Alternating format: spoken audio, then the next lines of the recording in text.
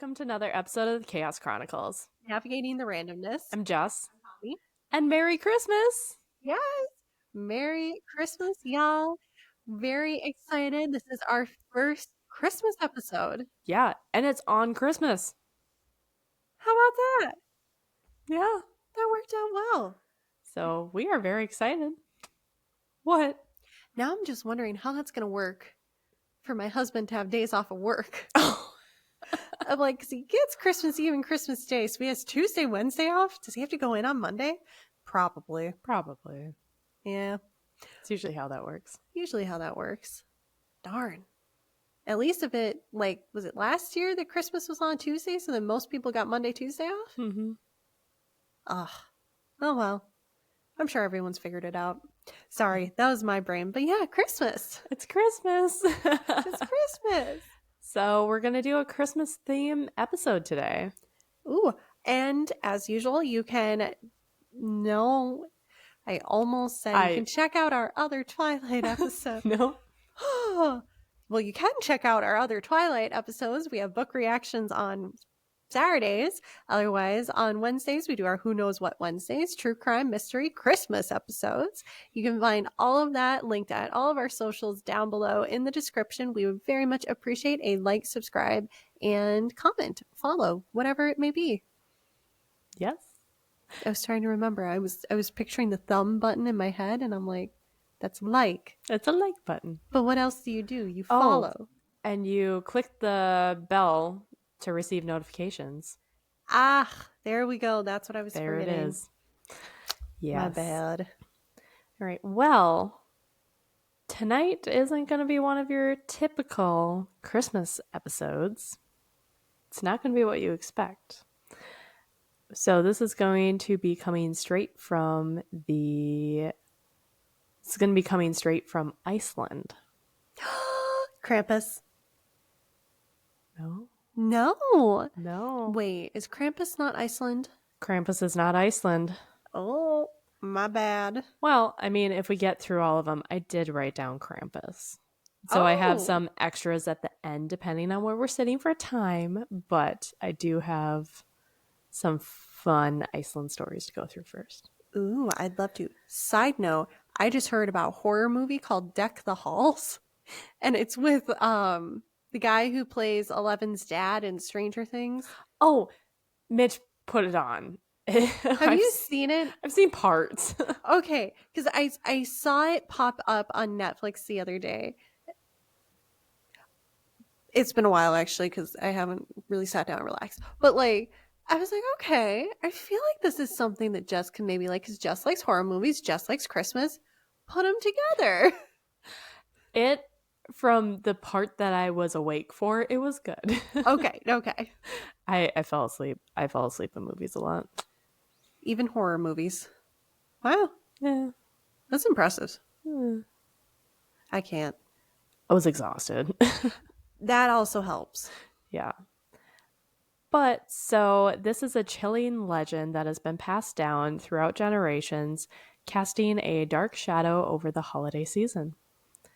This is a story of a family whose mischief and menace lurk in the coldest months of the year, where good behavior is the only thing standing between you and the consequences of their eerie visit. So, get cozy, and remember, not all Christmas stories are filled with jolly cheer. Some of them come with a warning. So open your ears. Okay. And I do want to put a disclosure in here. I live in the United States. We live in the United States. I don't know how to pronounce these names, and I apologize. We are just torturing ourselves with names today. We are. Yeah, I'll spell them for you, but I'll do my best. All right, so high in the jagged mountains of Iceland, where icy winds howl like banshees and the earth seems untouched by the warmth or kindness, lies the lair of Gryla, Gryla, the most feared figure in Icelandic folklore. The towering, craggy peak, known to locals as Gryla. Who? I don't know. Gryla is Gryla. FJALL. Oh, obviously. Yeah, obviously. Gardlefall? I don't know. So that peak is both home to her and her fortress from this desolate stronghold. Gryla rules over her dark household, an assembly of mischief, menace, and malevolence. Gryla is no ordinary troll. She is ancient, a creature birthed from Iceland's oldest and darkest tales. Her roots entwined with the harsh winters that define the land. Her legend, older than Christianity itself, was once a warning about the wilderness's danger. Over centuries, her story evolved, entwining with Christmas traditions to become a chilling mortality tale. Morality tale. A chilling morality tale. Well, it sounds like if you fail the morals, you get to test your mortality. Like, I had to really make sure I got the R's and the T's right on that one. I know. Interesting. Older than Christianity itself. According to legend. According to. Okay. I'm wondering if I'm going to know anything about this. Maybe. I don't know. I've heard weird random tales. And then, like, every now and then, when you're having one of those nights where you just want to watch something, but nothing sounds good. And then all of a sudden, like, this random tiny studio movie will pop up in your suggestions and you'll watch it. That's how I learned about a lot of weird stuff. Philippine ghost stories. That's some scary stuff. Anyway. Ooh. Yeah. So Gryla is a grotesque and monstrous figure whose appearance alone could send shivers through hearts. Her enormous frame towers like a shadow over all who dare to meet her gaze. Her wild, matted hair seems alive, twisting with the winds that blow around her. Her claws are long and sharp, capable of rending stone, and her skin is tough as bark, marred with cracks and ridges like the land she inhabits. Gryla's most terrifying feature, however, is her sack, a massive patchwork bag she carries slung over her shoulder. This sack is her weapon of choice during her hunts for misbehaving children. I love that because I'm just imagining little children being a little naughty, and the mothers are like, "You're gonna get whacked with the sack." She's coming for you. With an ear tuned for the faintest whispers of mischief, Gryla descends from her mountain lair during the darkest nights of December. Her supernatural hearing is said to stretch for miles, and no naughty act escapes her notice. When she finds a child guilty of bad behavior, she snatches them up, snuffs them into her sack, and drags them back to her cave to cook into a stew that will sustain her through the year.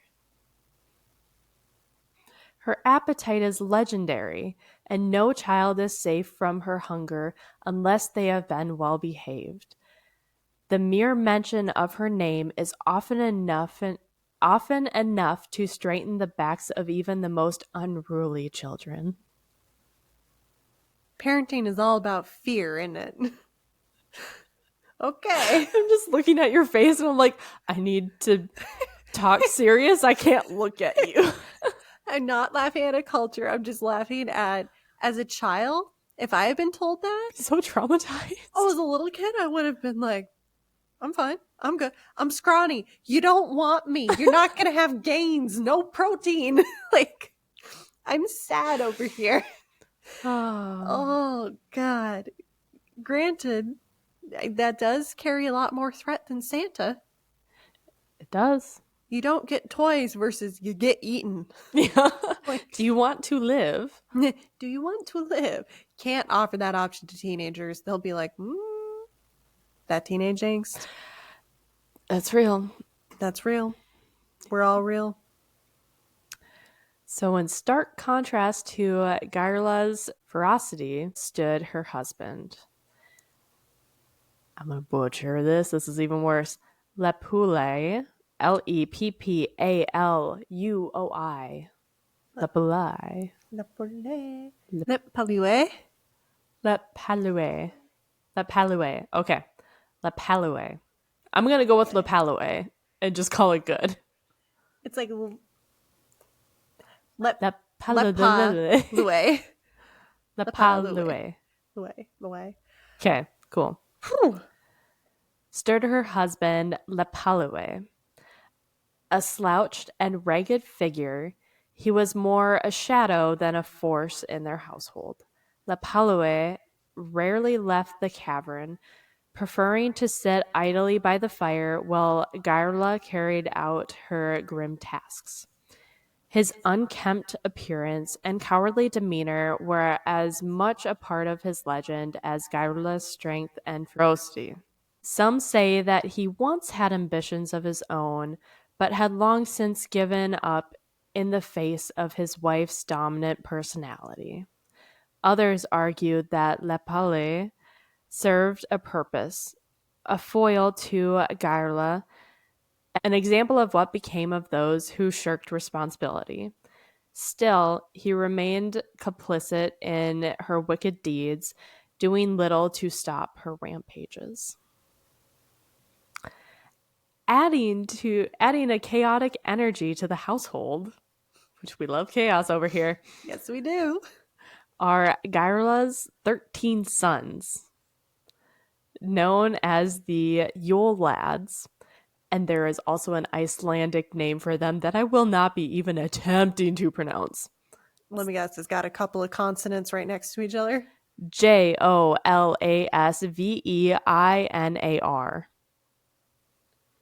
There you go. What? There you go. I will not be trying it. These mischievous pranksters descended from the mountains one by one in the 13 nights leading up to Christmas. Each brings their own peculiar brand of trouble. Once feared as terrifying figures, the Yule Lads have softened over time, becoming symbols of playful mischief. Each lad arrives on a specific night, and their antics are as unique as their names. One, why did I think I could do this? I'm trying to find their names to try to help. Sheepcoat Claude also has an Icelandic name of Stekkjastur. So he arrives on December 12th and is known for harassing sheep. Though his stiff wooden leg makes him a clumsy nuisance, farmers dread his arrival as he often frightens the flock into chaos. Second is Gully Gawk. Icelandic name is Giljagur.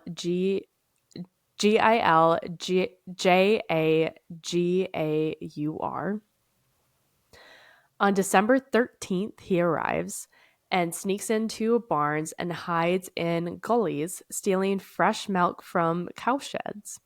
His pale, ghostly figure is often spotted sulking near streams. I found their names finally. Yeah, so if you want to take a stab at the Icelandic ones, you're welcome to it. Yes, so number 3 is Stubby, or Icelandic. Stuffer. So he is the shortest and most agile of his brothers, and he arrives on December 14th. He is notorious for sneaking into the kitchens and stealing scraps of food from pans and pots. Interesting. Sorry, I'm just love that this became a character in their mythology. I know. I love spoon licker. Honestly, this whole story, I was like, I have to go in on this because this is great. I love this. Number 4 is spoon licker, or in Icelandic, Rosslicker. Yeah. So he arrives on December 15th, and he swipes wooden spoons and licks them clean. His gaunt frame speaks of his meager diet. Oh. Okay, now it's sad. The 5th is pot scraper, or in Icelandic,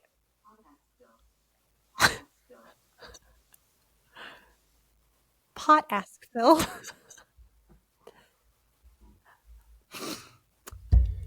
She didn't love these children.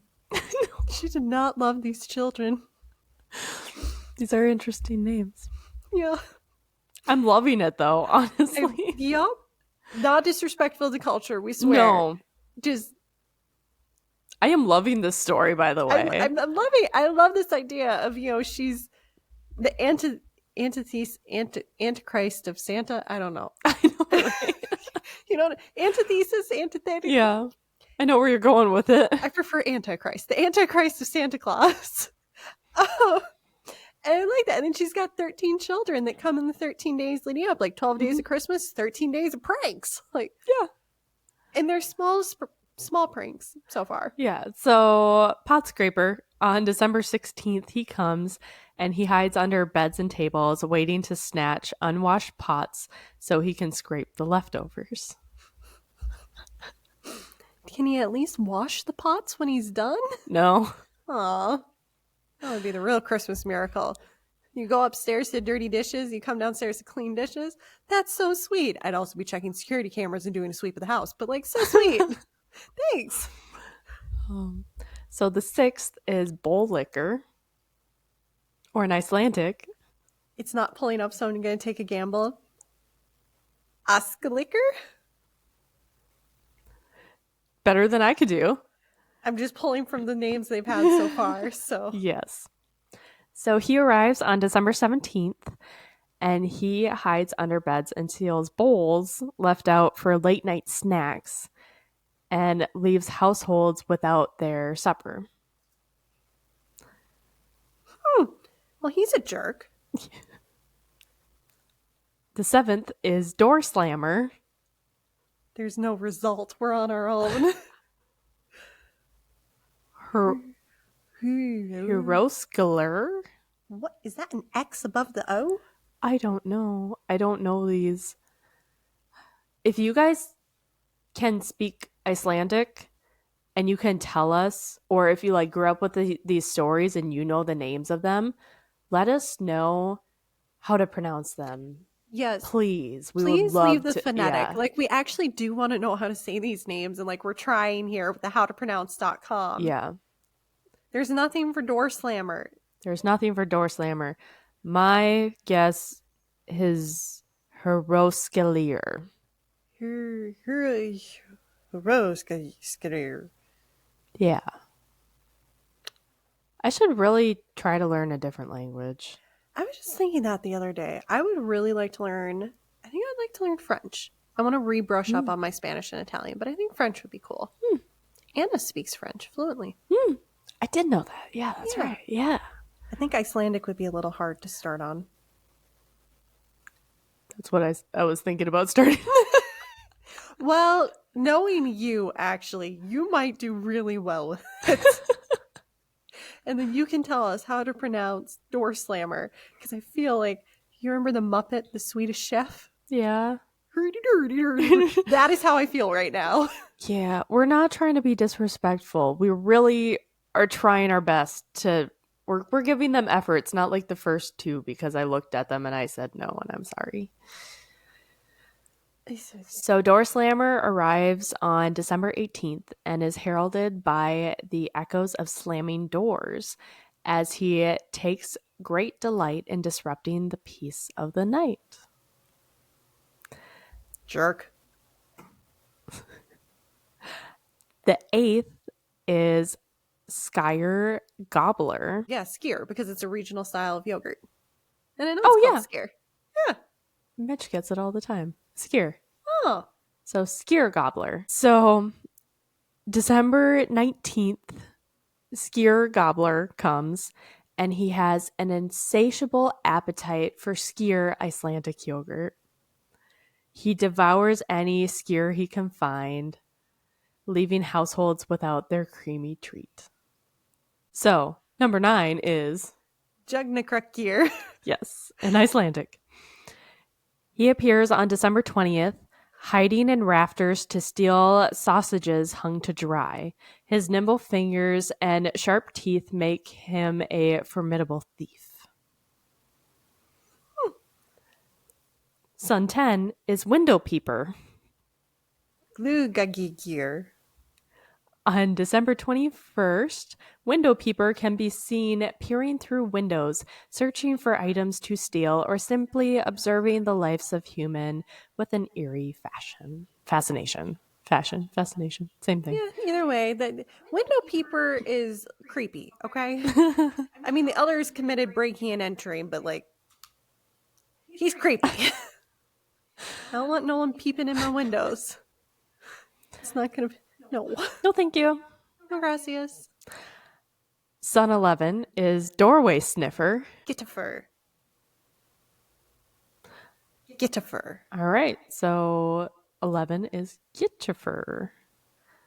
He comes on December 22nd, and he uses his enormous nose to detect the scent of freshly baked bread, which he steals when no one is looking. Sun number 12 is Meat Hook. Ket cook. There we go. Meat Hook arrives on December 23rd, using his hook to swipe meat from kitchen tables and fireplaces, often leaving families without their Christmas feasts. Oh, he's gonna catch hands. The price of meat these days? No. Ooh. And then finally, the 13th son, Candle Stealer. Kurt Tesnikir. There we go. He arrives on December 24th and has a peculiar obsession with candles, which he steals to light his way back to the mountains. In earlier times, this theft was dire as candles were a valuable commodity.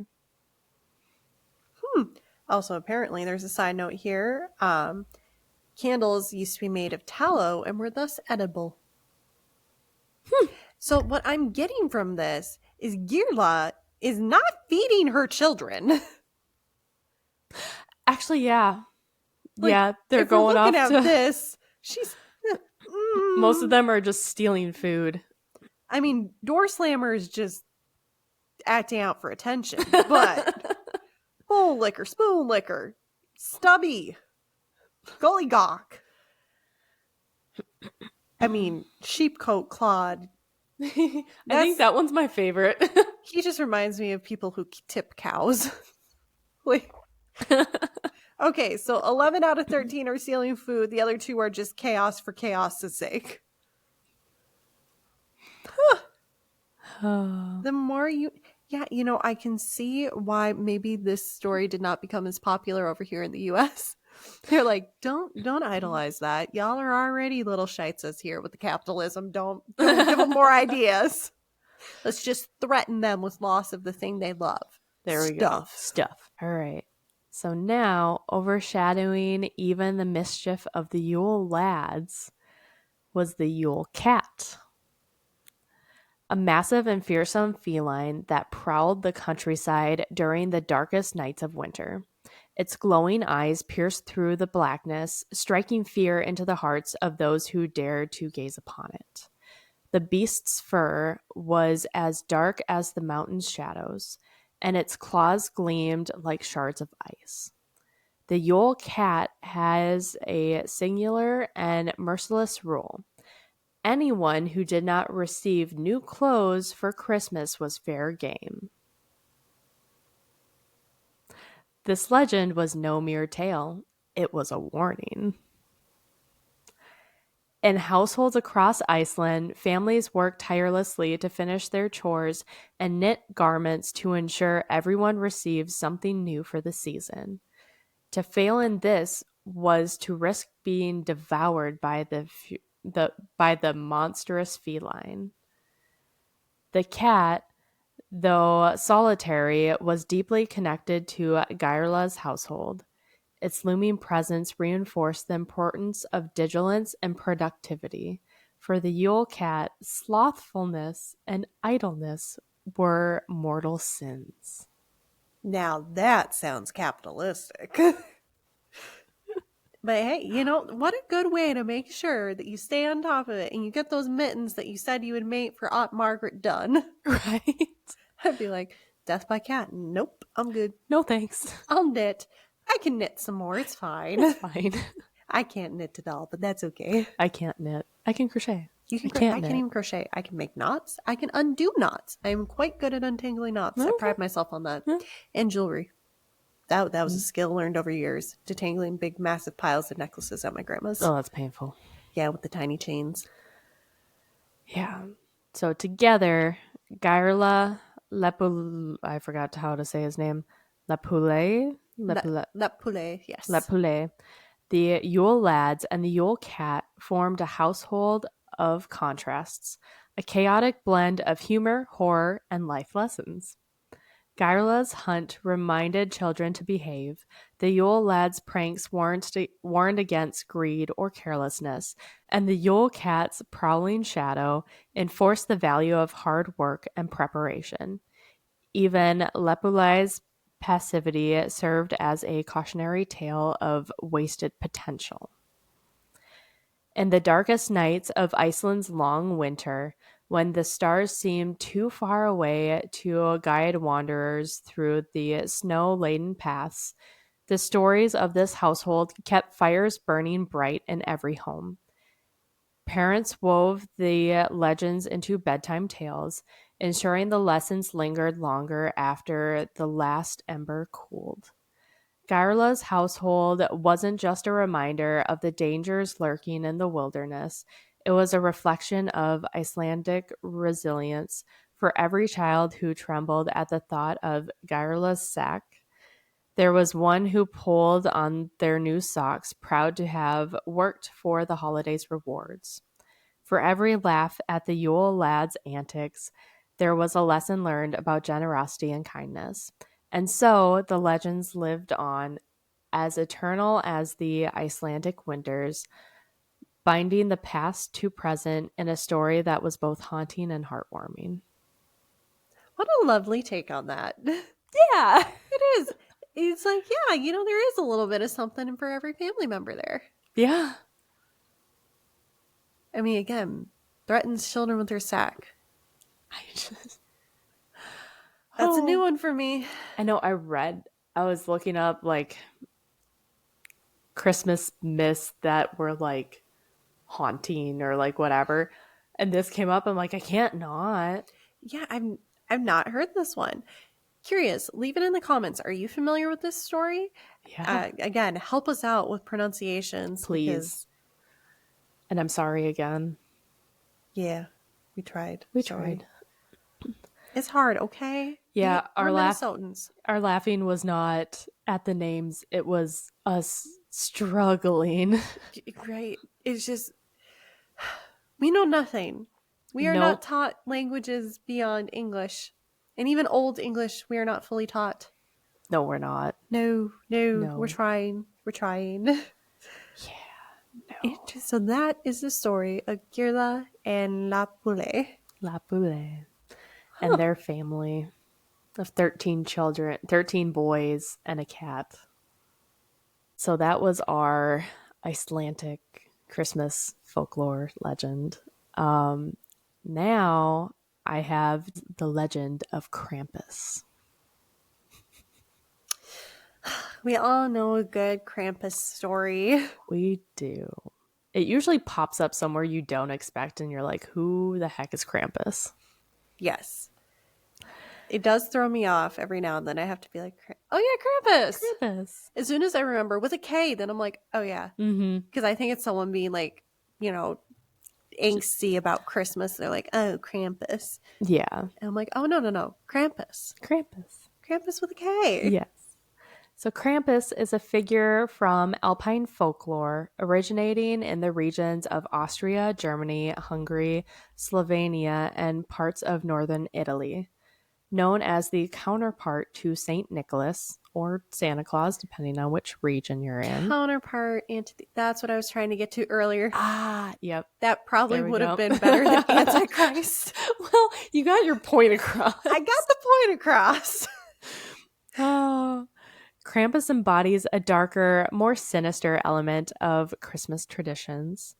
The name Krampus derives from the German word Krampen, meaning claw, reflecting his monstrous appearance. The roots of the Krampus legend can be traced back to, again, pre Christian Alpine traditions, according to legend. Many historians believe Krampus evolved from pagan beliefs, particularly those surrounding winter solstice festivals. In these traditions, Krampus was associated with wild spirits and fertility rituals. His image as a goat like creature connects him to satyrs and fauns in ancient Greek and Roman mythology, Yeah. as well as to the Norse god Hel's with one L minion, who inhabited the underworld. Yes, Mr. Thomas. Oh, Mr. Thomas. I Yeah. like Mr. Thomas. With the spread of Christianity in Europe, the church initially sought to suppress the legend of Krampus, as his demonic appearance and pagan roots conflicted with the Christian ideals. Tale How, as old as time. right? Yeah. However, instead of erasing him entirely, Krampus was incorporated into Christian folklore as a foil to Saint Nicholas. While Saint Nicholas rewarded virtuous children with gifts, Krampus was tasked with punishing the naughty. Oh, so skip coal, send Krampus. Got it. Krampus is coming for you. That is a lot more concerning than coal is. Lump of coal, at least I can burn it. Right? It's still useful. Still useful. Krampus? No, I'm good. I'm good. Thank you. Yeah. So Krampus is typically depicted as a fearsome creature with a blend of human and animal features. He is often shown with horns that are large and twisted, and they're goat-like. His body is covered in dark, shaggy fur, which is usually black or brown. His hands end in sharp claws, and he may have one cloven hoof and one human foot, symbolizing his dual nature. His elongated red tongue is grotesquely lolling out of his mouth. He carries chains, which he rattles to intimidate, often adorned with jingle bells. Well, that's just a sadistic play on something joyful. I can appreciate it. Good job. Krampus carries a bundle of birch branches used to whip misbehaving children. He often don't beat children. Sorry, I thought I had to. children. But also, like, okay, I do recall hearing some of these stories. Yeah. There you. I was wondering where Ruby was. I thought she just like disappeared into the couch. I'm like, where did she go? She's cozy. She's cozy. Oh, Yeah, don't beat children. don't beat children. If you take anything away from our podcast, don't murder people and don't beat children. He often totes a sack or basket on his back in which he stuffs especially naughty children to drag them away, sometimes to his lair or hell itself. Oh, straight to hell. Wow. Straight to hell. Gryla eats you. Gryla eats you. Again with the sack. And Krampus is just like, I'm not going to eat you. I'm just going to send you to eternal damnation. Immediately. Have at it. All right, so Krampus Night also has a official name to it that I'm not going to try to pronounce. Krampus Night is celebrated on the night of December 5th, and it's the peak of Krampus folklore. The holiday coincides with the feast day of St. Nicholas, which is on December 6th. On this night, Krampus roams the streets with his chain and birch switches, either alone or in a group known as Krampus Run. And it has another name that I'm not pronouncing. During these parades, participants dressed as Krampus, donning elaborate costumes and masks, and may even playfully punish bystanders with switches. Oh, so you're just a bystander. You ain't doing nothing. It's like, huh, you're guilty of just being there. Wacka wacka. Whack. In some traditions, Krampus accompanies St. Nicholas as he visits homes, while St. Nicholas rewards good children with small gifts such as oranges, nuts, or chocolates. Krampus admonishes the naughty ones with threats or a few symbolic lashes from his birch rod. That's the story of Krampus. Well, be good, children. Be good. Be good, don't mess up. That's what I'm taking from all this. Be good. Be grateful if you only see Santa. Right?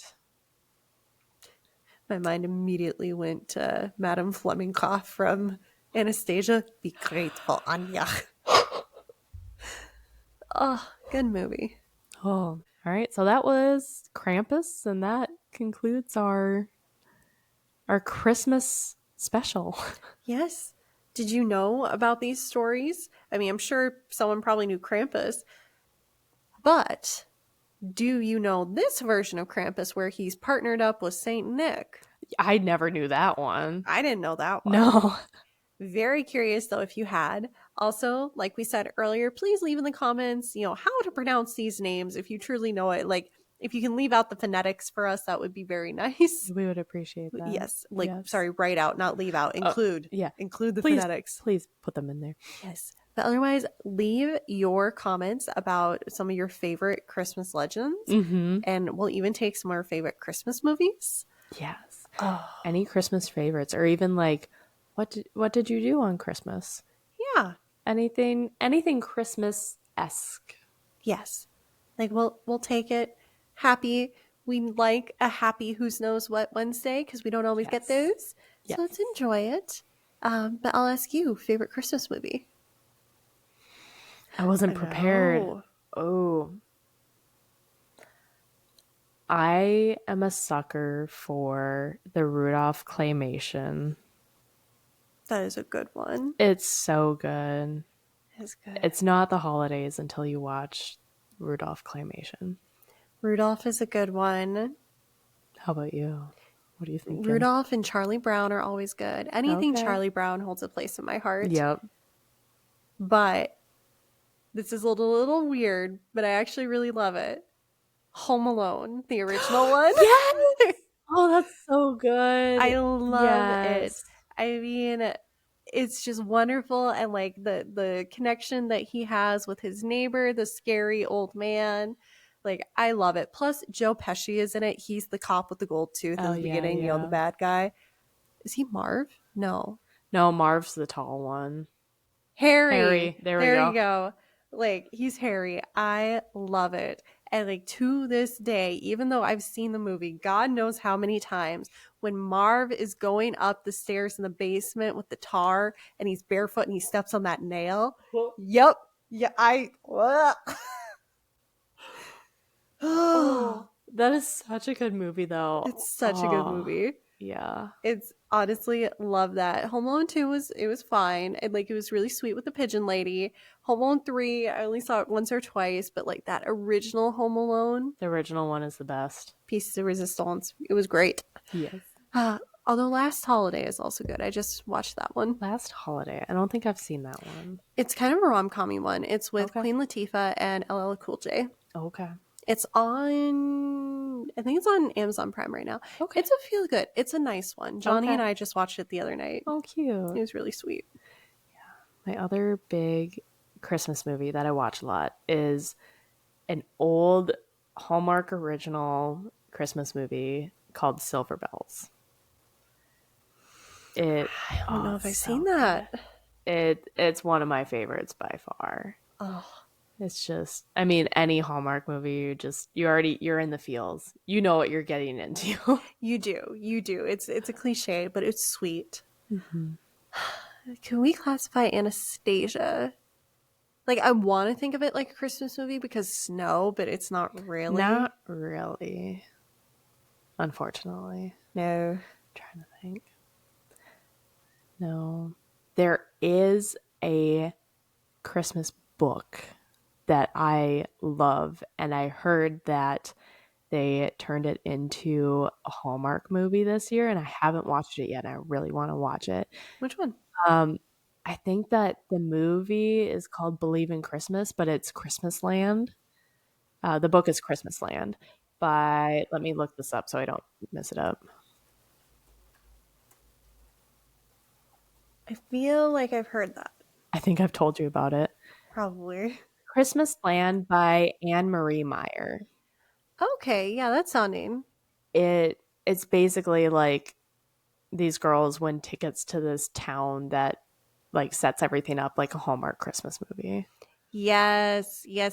We've definitely talked about it. Oh, that reminds me, things we've talked about. Jess, we missed an obvious one. Barbie and the Nutcracker.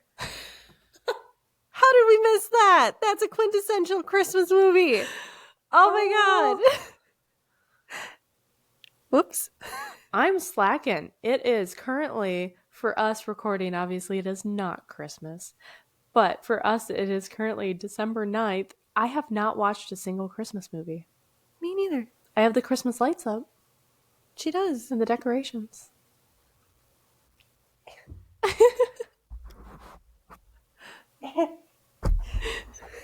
Here we go. I was trying to let you guys see something. Yeah, there's something here. But yeah, that was the only book that I've ever sat down and started and finished in one sitting. Aw. It's a really good book. I'll have to read that one when I have time to read something other than textbooks. It might be a while, Yeah. unfortunately. That's okay. But yeah, so there's a lot of fun holiday favorites. There is. And I'm sure there's probably gonna be some Christmas thing that you and I are gonna think of later tonight and be like, oh my god, we totally forgot. But that's why you guys should leave some of your favorite Christmas stuff in the comments. Yes, please do. Let us know any of your favorites, even like your favorite cookies. Yes. Literally anything. Holiday traditions, folklore, legends, movies, books, all of them. You and I have to have a baking day because we have to make one of my grandma's recipes. Well, she's my great grandma, but they're sugar cookies with a red hot in the middle. Which sounds so weird, but it's so good. They're dangerous though because you can't eat just one. I believe it. My family had one that they made sugar cookies of like a mistletoe, and then they used the red heart or the red hot candies for the bottom. But I'm sure it's probably the same base. same generation. Where it's I'm sure. It's a light, fluffy, crunchy cookie. Yep. Oh, I love those. So good. God, maybe I'll make those. Maybe that'll be my anniversary surprise to Johnny. Oh, there you go. I think I've only made them for him once. Yes. That's not this week. Honey's No. going to have to wait till after finals. Yeah. Then you'll have a little bit more time. Yeah. A tiny bit. Just a little bit. A bit before it gets busy again. Yeah. But that's okay. Yeah. But on that note, thank you for sticking around. Merry Christmas, you guys. Merry Christmas. Hopefully you're spending it with your friends, family, or if you don't like your friends and family, hopefully you get to spend it alone and you're happy. Yes. That's not a judgment. Some people are happier on the holidays by themselves. Yeah, we hope that you enjoy your holiday day. Yes. And we will see you on Saturdays for our book reviews. We're currently in Eclipse. Or we'll see you next Wednesday for a Who Knows What Wednesday. Yes. Until then, adios. Bye. Merry Christmas. Merry Christmas. I have horns again.